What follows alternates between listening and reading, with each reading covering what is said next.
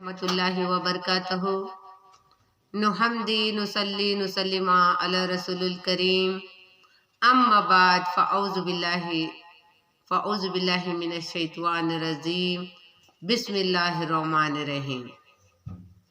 प्यारे प्यारे मीठे मीठे इस्लामी भाइयों और बहनों, मैं फिर से आपके सामने उर्दू इस्लामिक चैनल को लेकर हाजिर हुई हूँ। मेरे आज का उन्वान शुरू करने से पहले मैं आप सबसे अदबन गुजारिश करती हूँ कि हमारे चैनल को सब्सक्राइब करें, शेयर करें, बेल आइकन को दबाएं, कमेंट करें, वीडियो को पूरी तरह से देखें। 10 मिनट का वीडियो से आप इस्तेफादा हासिल करें।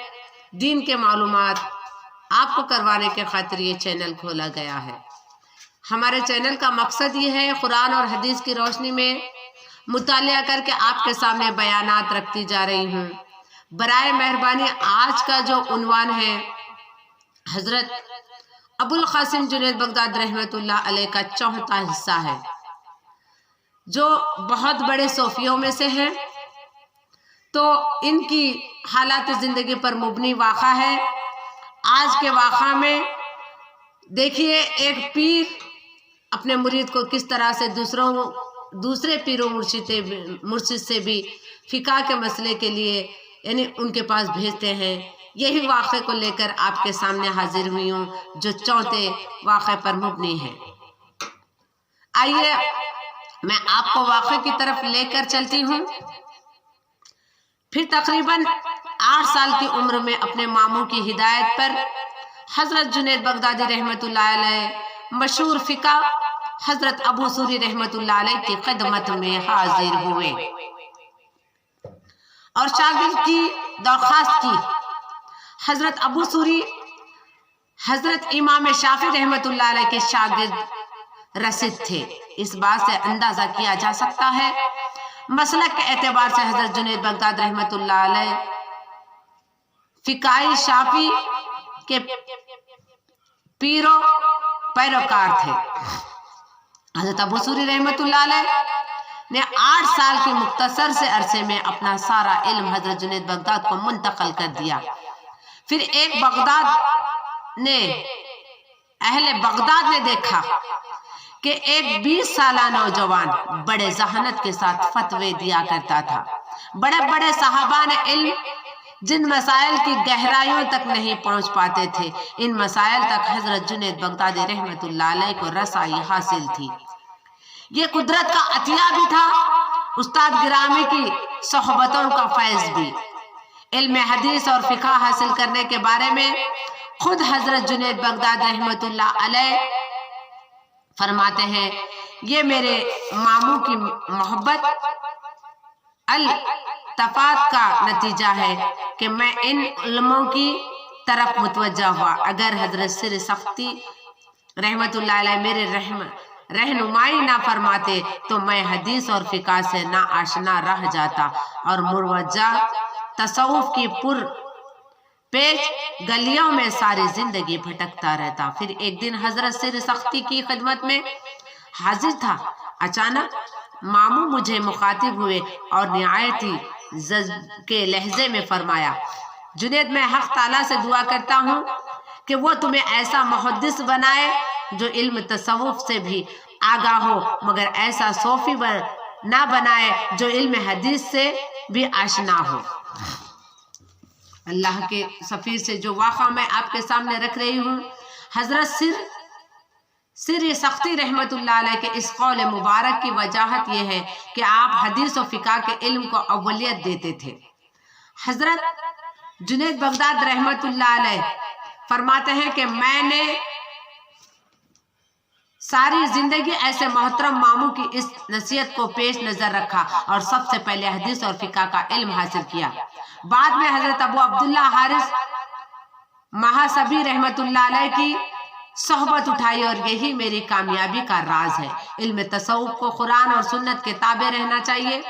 जिस शख्स ने तसव्वुफ के कूचे में कदम रखने से पहले कुरान हिफ्ज ना किया हो और हदीस में सनद हासिल न की हो, इसे दूसरों की रहनुमाई का कोई हक नहीं। देखिए हजरत जुनैद बगदादी रहमतुल्लाह अलैह ने फरमाया कि कुरान हिफ्ज किया हो और हदीस पर حدیث میں سند حاصل کیا ہو اور اسی کو یعنی دوسروں کی رہنمائی کرنے کا حق ہے، ورنہ حق نہیں ہے۔ تو اس سے آپ اندازہ لگا سکتے ہیں جن لوگوں کو دکھاوے کے لیے ہم پیروکار بنا کے بیٹھے ہیں ان کا کیا حال ہوگا۔ حدیث اور فقہ میں سند کا درجہ حاصل کرنے کے بعد حضرت جنید بغداد نے حضرت سر سختی سے عرض کیا، اب میرے لیے کیا حکم ہے؟ حضرت سر سختی نے فرمایا، اب تم شیخ ابو عبداللہ حارث محاسبی کی خدمت میں حاضری دو۔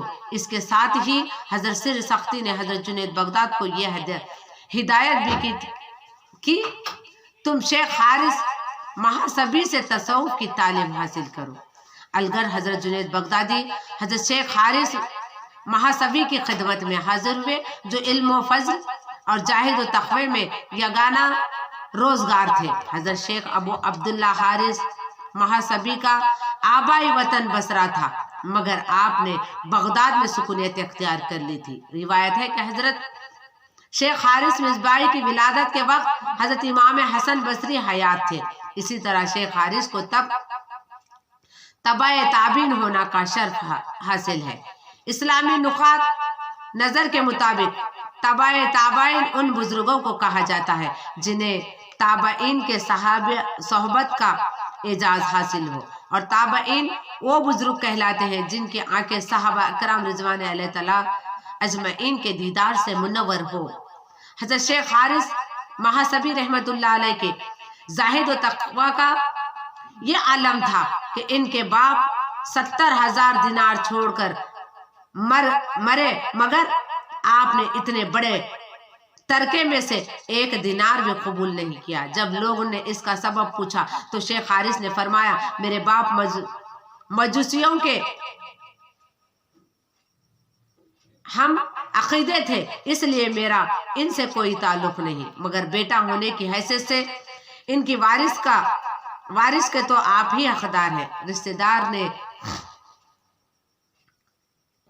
توجہ پیش کی۔ حضرت شیخ حارث محاسبی نے فرمایا، میرے آقا اکرم حضور صلی اللہ علیہ وسلم کی حدیث ہے کہ مختلف مذاہب کے لوگ ایک دوسرے کے وارث نہیں ہو سکتے، اس لیے میں بھی اپنے باپ کے ترکے کا حقدار نہیں ہوتا۔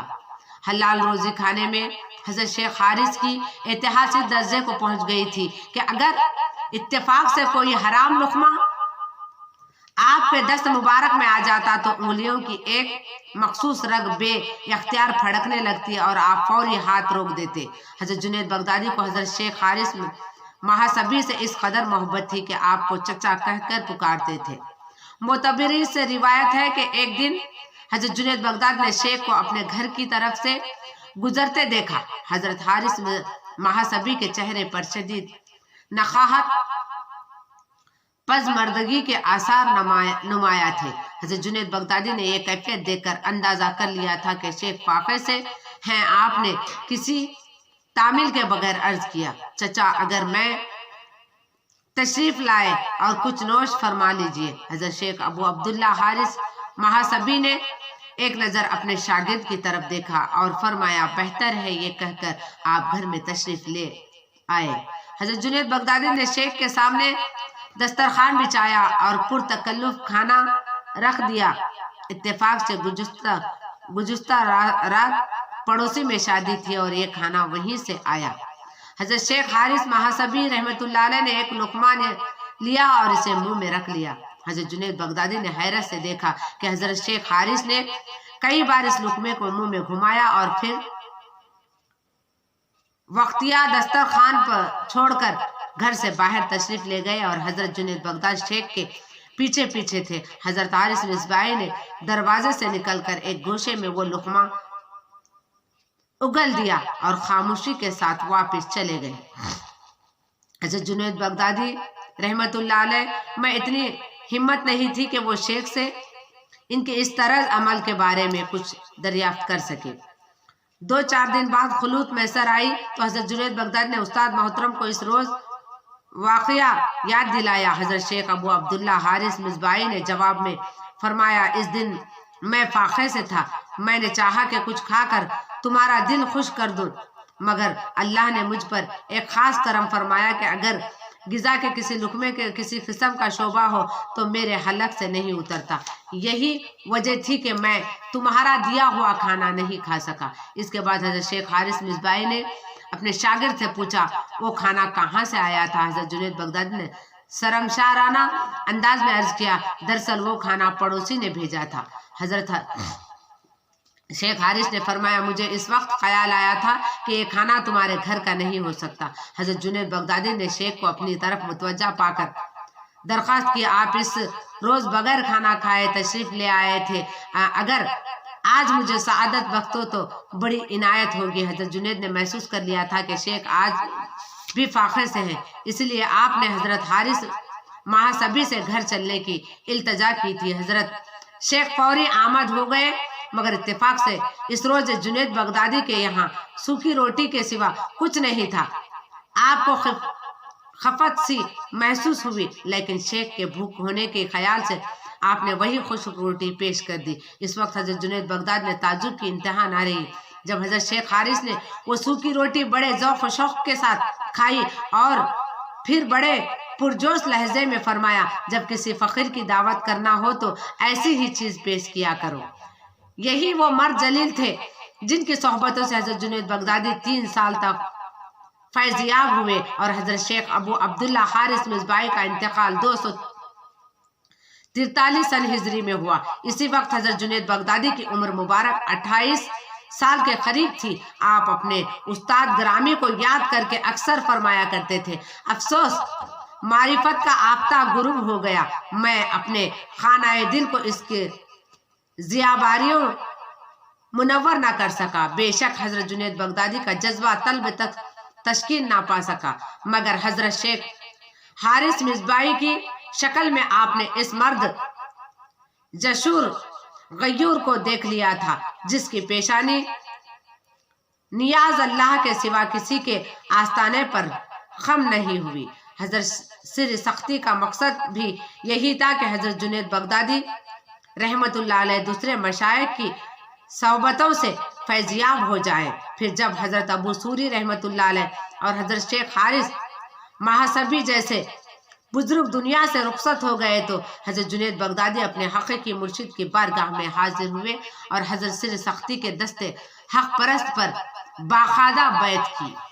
आपने सुना कि किस तरह से हज़रत जुनैद बगदादी रहमतुल्लाह अलैह बैत किए और जहाँ तक हो सके आपने देखिए, पीर वो होता है जो अपने मुरीद को फ़िक़्ह की तालीम के लिए दूसरे पीर मुर्शिद के पास भेजे, और वो नेक होता है खाना खाने के बाद उसको मालूम पड़े कि यह हलाल है या हराम है। आज के तकरीबन पीरों मुर्शिदों को मैं देखती हूँ हलाल और हराम की पहचान नहीं है। बिरानियाँ तो खा रहे हैं मगर वो हलाल है या हराम है किसी को नहीं पता है। मगर अगर आज ज़रूरत है तो हज़रत जुनैद बगदादी रहमतुल्लाह अलैह की तरह हमको भी यानी क्या बोलते सिर सिख्ती रहमतुल्लाह अलैह की तरह यानी क्या बोलते हमको पीरो मुर्शिद की ज़रूरत है, परखने की ज़रूरत है। और आज हलाल हराम की परख किए बगैर पीर लोग हर चीज़ खाते हैं।